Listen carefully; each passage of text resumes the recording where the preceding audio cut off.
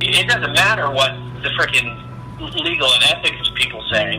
We need to win this motherfucker. Hillary is aware of all the work that you guys do, I hope. The campaign is fully in it. And then they tell Hillary what's going on. Well, I mean, Hillary knows through the chain of command. Yeah. I'm not suggesting we wait around. We need to start this shit right away. Okay. On every one of these fronts. Okay. What I call it is conflict engagement.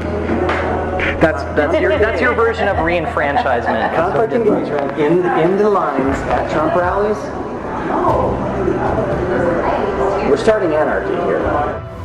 This is part one of our undercover investigation into the dark, backroom dealings of the Hillary Clinton presidential campaign. The culmination of a year-long investigation infiltrating the machine from the bottom all the way to the White House. There are concerns this election will be rigged. What you're about to see will make you uncomfortable and angry. It's graphic, uncensored, and disturbing.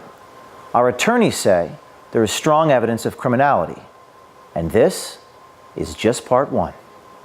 A lot of pre-union guys, they'll do whatever you want. Yeah. They're rock and roll. So I'm basically Deputy Rapid Response Director for the DNC for all things Trump on the ground. Nobody's really supposed to know about me. You know what I'm saying? We have mentally ill people that we pay to do shit. Make no mistake. This guy named Cesar Vargas is his name. I got a priest to cry on camera once. You know, Brad and Bob and Lux and myself are all part of the old school method where it doesn't matter what the frickin' legal and ethics people say.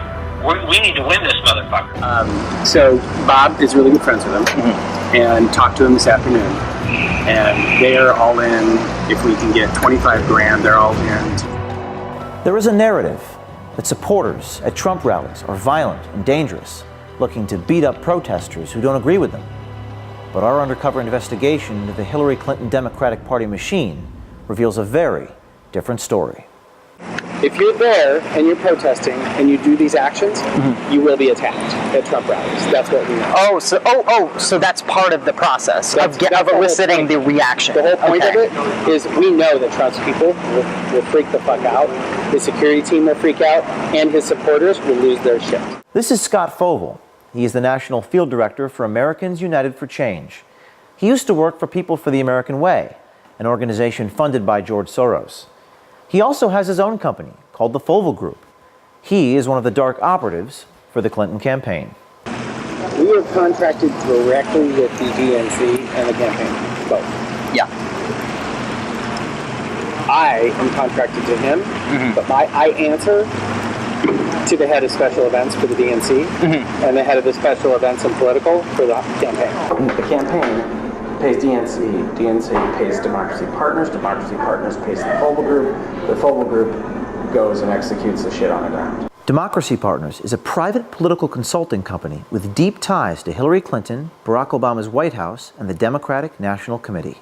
We are the primary mechanism as a team. Democracy Partners is the tip of the spear on this.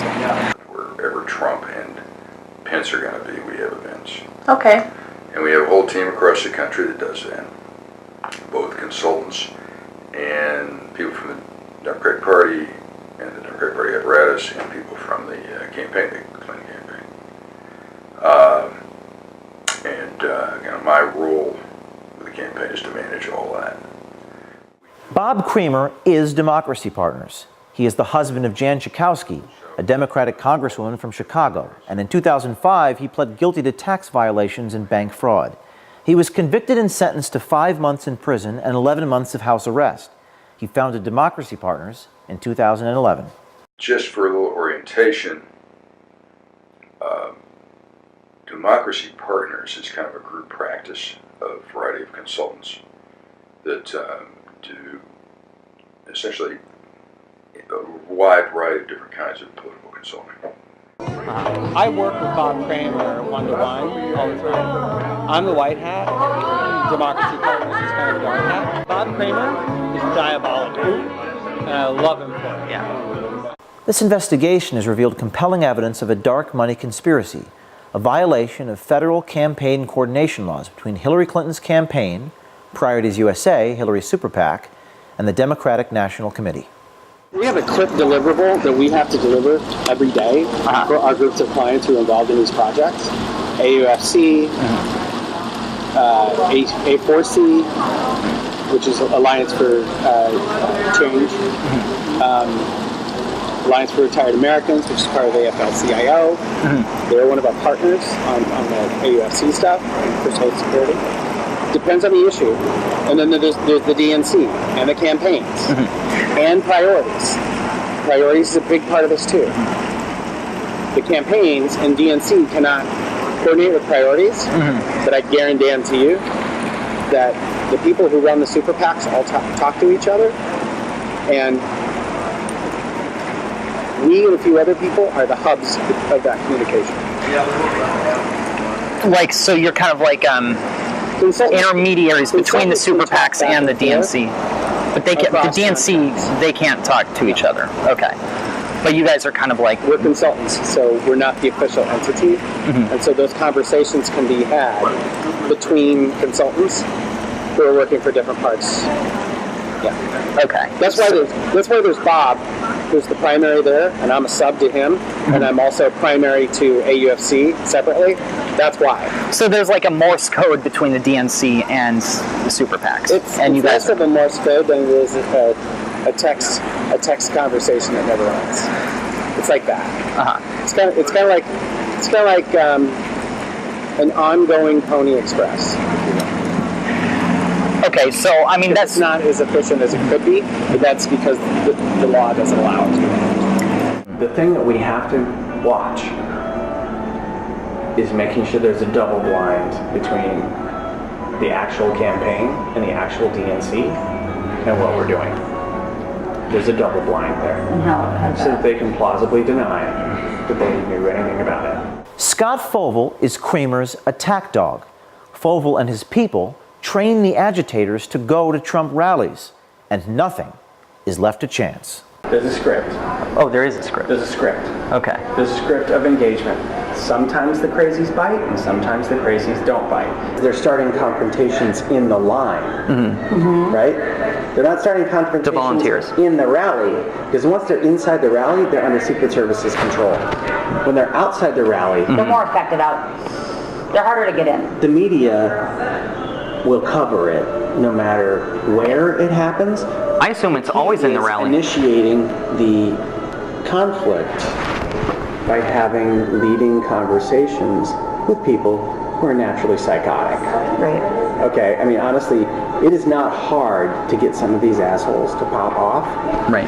It's a matter of showing up to want to get into the rally in a Planned Parenthood t-shirt. Right. Or, you know, Trump is a Nazi. You know, you can message to draw them out and draw them to punch you. Fovel boasts about the extent of his network of operatives. So here, you have a schedule of events. We update this on an ongoing, rolling basis every morning. Those are all the Trump appearances. These are all the Trump and Pence appearances. Tomorrow, for instance, we are turning out 500 people in front of the Trump International in D.C. We have to have people prepared to go wherever these events are, which means we have to have a central kind of agitator training. Yep. Now, we have a built-in group of people in New York who do this. Okay. We have a built-in group of people in D.C. who do this. I was going to say, are they localized? We have a group of people in Vegas. We have a group of people in Colorado. We have a group of people in Minneapolis. So I'm basically Deputy Rapid Response Director for the DNC for all things Trump on the ground. This guy is Aaron Black. He works full-time for Kramer at Democracy Partners. He directs the spontaneous protests at Trump and Pence events. His real name is actually Aaron Minter. We don't know why he uses the name Black. Nobody's really supposed to know about me. So the Chicago protest, when they shut all that was us. It was more him than me, but none of this is supposed to come back to us because we want it coming from people. We don't want it to come from the party. So if we do a protest and it's DNC protest, it's right away the press is going to say partisan. But if I'm in there coordinating with all the groups on the ground and sort of playing field general, but they're the ones talking to the cameras. Then it's actually people. But if we send out press advisories with DNC on them and Clinton campaign, it doesn't have the same effect. We have to be really careful because what we don't need is for it to show up on CNN that the DNC paid for X people to. That's not going to happen. So, B and I did the Chicago Trump event where we shut down the light bulbs. Yeah. Zulema Rodriguez and Aaron Black are bragging about a protest last March that turned extremely violent and led the Trump campaign to cancel a huge rally. Fights broke out between protesters and Trump supporters, and 2 Chicago police officers were injured. Based on our reporting, the event was not spontaneous. We have a call with the campaign every day to go over the focuses that need to be undertaken. I just had a call with the campaign and the DNC. Every day at 1 o'clock. We met her at the Republican convention in Cleveland in July. And then we also did the Arizona one where we shut the highway down. Yeah, really? Yeah. This Clinton dark machine is also prepared for the fallout from the violence they foment at the Trump rallies and other demonstrations. Because the one thing I'm never going to do is have some kid get punched out at a rally and then not have his doctor bill and his legal bill, if he gets arrested, pay for it. Ultimately, the whole endeavor is to get negative press of Trump and his supporters in local and national media. It's something that Bob and I obsess about. Is we're not going to go to an effort to just do an event and not have anybody show up or not have it covered.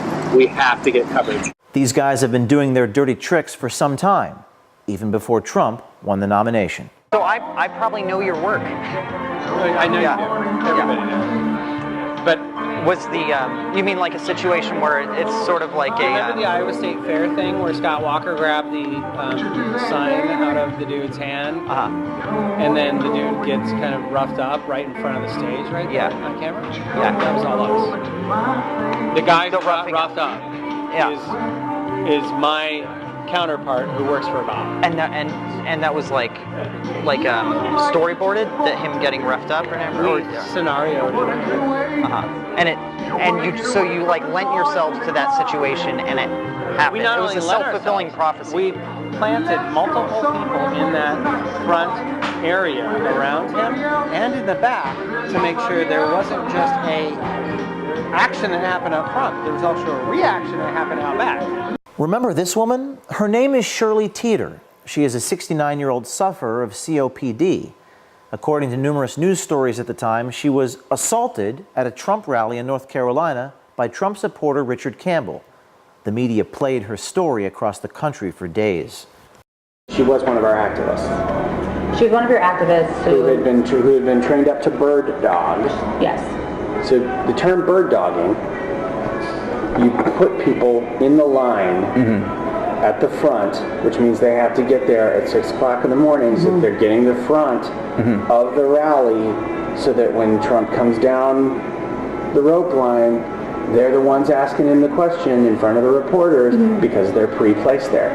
To funnel that kind of operation, you have to start back with people 2 weeks ahead of time and train them how to ask questions. Right. You have to train them to bird dog. No, I'm saying, we have mentally ill people that we pay to do shit. Make no mistake. Over the last 20 years, I've paid off a few homeless guys to do some crazy stuff, and I've also taken them for dinner, and I've also made sure they had a hotel and a shower, and I've put them in a program. Like, I've done that, but the reality is, a lot of, especially in our union guys, a lot of our union guys, they'll do whatever you want. Yeah. They're rock and roll. When I need to get something done in Arkansas, the first guy I call is the head of the AFL-CIO down there, because he will say, what do you need? And I will say, I need a guy who will do this and this, and they find that guy. And that guy will be like, yeah, hell, let's do it. Bird dogging. Bird dogging. It's a word we had not heard until we got into this investigation. But when we checked the WikiLeaks Clinton emails, we found references to the term in emails to and from the campaign. This is a chain where Clinton campaign manager Robbie Mook suggests it might be a tactic to employ to shore up support with Hispanic voters. After our report, they may also need some help with the people in Iowa and Wisconsin. So I have to be really honest. Iowa is a difficult case because it's a 50-50 state, and honestly, half the state is racist as fuck. I came home last night and really just, I was upset because that's not the way I was raised, and that's not the Iowa that I grew up in, but you kind of have to accept that that's the way it is. Now, it's not who you are, but that's what the state is. Right. Wisconsin is just as bad. Okay. I'm Hillary Clinton, and I approve this message. Corruption. As you can see, it's alive and well in our country, and you're paying for it. As we continue to release more videos, you must hold the mainstream media to account to further investigate what we've uncovered. America, our war is here. We must decide if we're going to save this country or lose it. To quote Abraham Lincoln, America will never be destroyed from the outside. If we falter or lose our freedoms, it will be because we destroyed ourselves.